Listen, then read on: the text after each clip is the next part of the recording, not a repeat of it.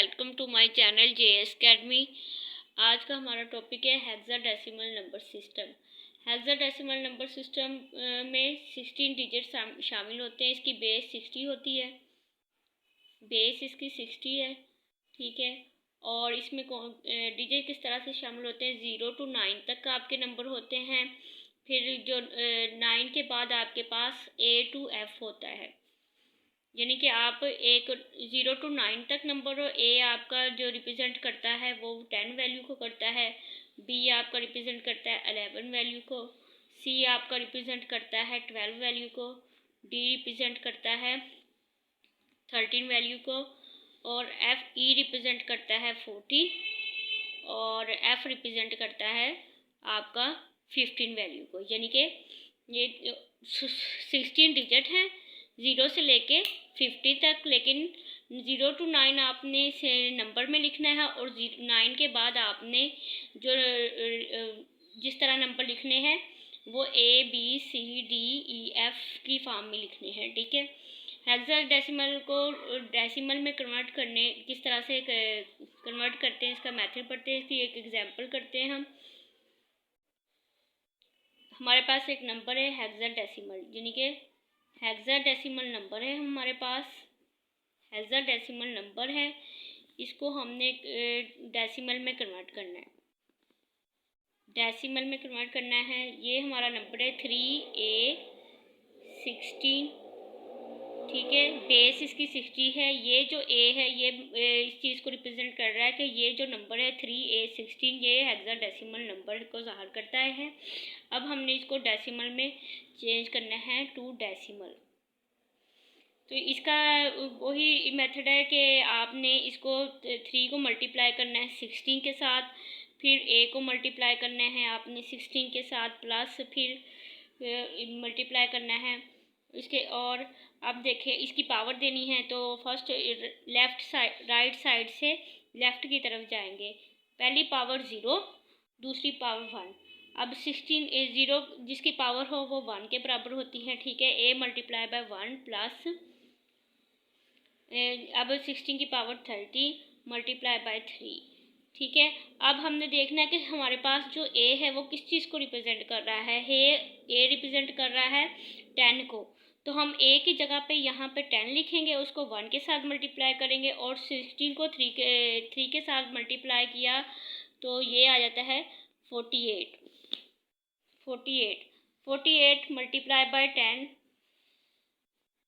Plus 10, तो ये हमारे पास नंबर आ गया 58 डेसिमल नंबर है, और इसकी बेस 10 है। ये इसका आंसर आ गया, ठीक है। यानी कि हमने हेक्साडेसिमल नंबर को डेसिमल में कन्वर्ट किया तो क्या आंसर आया, 58 बेस 10, ठीक है। इसकी एक और एग्जांपल करते हैं, 1D7F। सेकंड इसकी ये एग्जांपल है, 1 multiply by 60 plus D multiply by 16, 7 plus 7 multiply by 16, और प्लस F मल्टीप्लाई बाय 16, ठीक है। अब हमने इसकी पावर देनी है, वही मेथड है राइट से लेफ्ट। पहली पावर 0, दूसरी 1, तीसरी 2, और चौथी आपकी 3 हो जाएगी, ठीक। तो 60 को 3 टाइम मल्टीप्लाई करें तो आपके पास आता है 496, और डी की क्या वैल्यू है, डी की वैल्यू है 30, ठीक है। डी की 30 वैल्यू, डी की जगह पे हम 30 पुट करेंगे, और 60 को 2 टाइम मल्टीप्लाई करेंगे तो ये आ जाएगा 256 प्लस 7, 61 ज़ार 7, और एफ किसको रिप्रेजेंट कर रहा है, 15 को। एफ की जगह हम 15 पुट करेंगे, 15 मल्टीप्लाई बाय 60 की पावर 0 है, ये 1 के बराबर होती है। अब इनको मल्टीप्लाई करिए, ये आ जाएगा 496 मल्टीप्लाई बाय 3328, 256 को 13 के साथ मल्टीप्लाई किया तो ये वैल्यू आ गई है 3328, प्लस 7 को 60 के साथ मल्टीप्लाई किया ये 112, और प्लस 15, ठीक है। अब इन तमाम वैल्यू को हम ऐड कर देंगे। ऐड करने के बाद जो हमारे पास आंसर आएगा वो आएगा 7551। इसकी बेस क्या आ जाएगी, 10, क्योंकि हमने इसको हेक्साडेसिमल नंबर से क्योंकि हमने इसको हेक्साडेसिमल नंबर से डेसिमल नंबर में कन्वर्ट किया है। नेक्स्ट हमारे पास आ जाता है hexadecimal to binary number. Hexadecimal से बाइनरी नंबर में आपने कैसा कन्वर्ट करना है। ये हेक्साडेसिमल नंबर है, hexadecimal number to binary. Binary में कैसे कन्वर्ट करना है। बाइनरी में कन्वर्ट करने के लिए हमें इसके पहले सबसे पहले ये आपको इसके लिए टेबल बनाना पड़ेगा, ठीक है। उसकी बाइनरी निकालनी पड़ेगी हेक्साडेसिमल नंबर्स की, ठीक है। और फिर आपको इसको बाइनरी में कन्वर्ट करना होगा। टेबल हम किस तरह से बनाएंगे, हमारे पास पहले यहाँ पे हम लिखेंगे हेक्साडेसिमल नंबर और इसके आगे इसकी बाइनरी नंबर निकालेंगे, ठीक है। ये हेक्साडेसिमल नंबर है और ये इसके आगे इसकी बाइनरी निकालेंगे। यहाँ पे हेक्साडेसिमल नंबर और ये इसकी आगे बाइनरी निकालेंगे, ठीक है। तो 0 से स्टार्ट होते हैं नंबर 0, 1, 2, 3, 4, 5, 6, 7, 8, 9। ये आपके नंबर्स आ गए।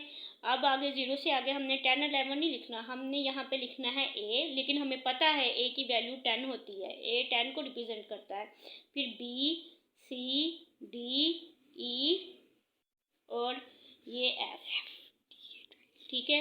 यानी कि ये टोटल 15 डिजिट हो गए। 0 और यहाँ पे जो हमने बाइनरी लेनी है वो 4 बिट में लेनी है, क्योंकि इसकी पावर होती है, ये इसकी बेस 16 होती है।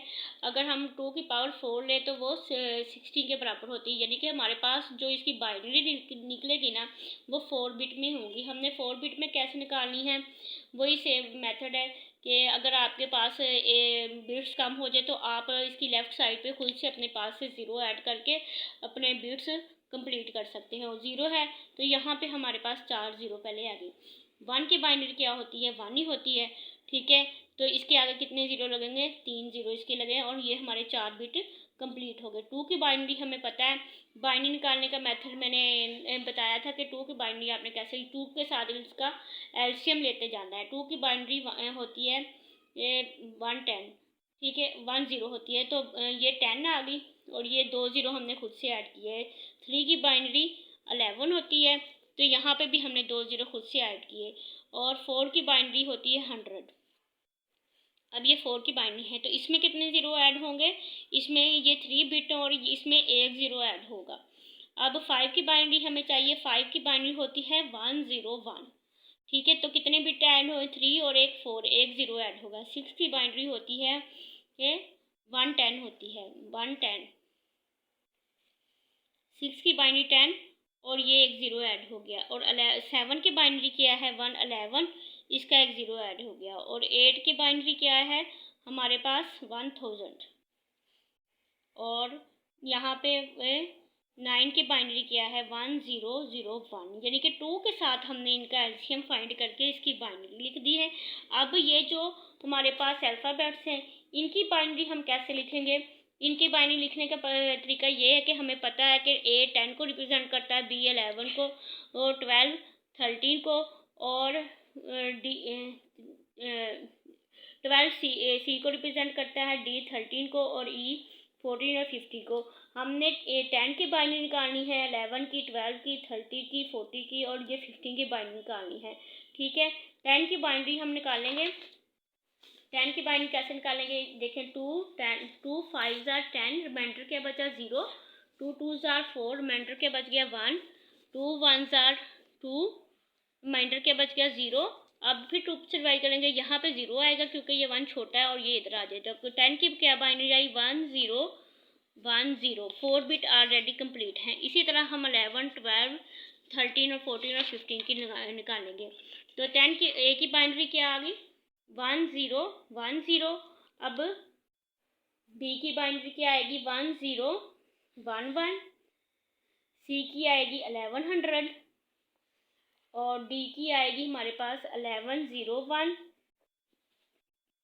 और E की आएगी हमारे पास 110 और F की हमारे पास आ जाएगी 114 दफ़ा 1 आ जाएगा, ठीक है। ये हमारा अभी आपके पास जो टेबल बना है वो हेक्साडेसिमल टू बाइनरी में है। या वाइस वर्सा या बाइनरी से हेक्साडेसिमल के लिए दोनों में यूज़ हो सकता है। ठीक है, अब इसकी एग्जांपल करते हैं। हमारे पास एक नंबर है कन्वर्ट 4F60, ये हमारे पास हेक्साडेसिमल नंबर है, इसको हमने बाइनरी में कन्वर्ट करना है। ठीक है, बाइनरी में कन्वर्ट करना है। तो इसको कैसे करेंगे, हमने इस नंबर को ऐसे लिख लिया 4F, ठीक है, इसको इस तरह से लिख लिया। अब हमने ये लास्ट पीछे टेबल बनाया, हमने यहाँ से देखना है 4 की बाइनरी क्या है। 4 की बाइनरी है 0 100, 0 100। अब हमने F की बाइनरी देखनी है, F की बाइनरी है 111। ठीक है, ये F की बाइनरी है। ठीक है, अब इसको कंबाइन कर देना है ऑल बाइनरी वैल्यू को। ठीक है, तो ऑल बाइनरी वैल्यू को कंबाइन किया तो ये किसके इक्वल आई, 0 100 111। ये आपका इसकी बेस हम लगा देंगे 2। ठीक है, क्योंकि बाइनरी की बेस 2 होती है। ये इसका आंसर आ गया। ठीक है, नेक्स्ट इसके हमारे पास आ जाता है बाइनरी को हेक्साडेसिमल में कैसे कन्वर्ट करते हैं। ये बाइनरी नंबर है। ठीक है, binary to hexadecimal, hexadecimal number decimal में कैसे कन्वर्ट करेंगे। हमारे पास टेबल बना हुआ है, उसी टेबल के ज़रिए हमने ये इसको हेक्साडेसिमल में कन्वर्ट करना है। एक इसकी एग्जांपल से समझाती हूँ। ठीक है, एक वैल्यू है हमारे पास 1 1 0 1 1 1 1 सॉरी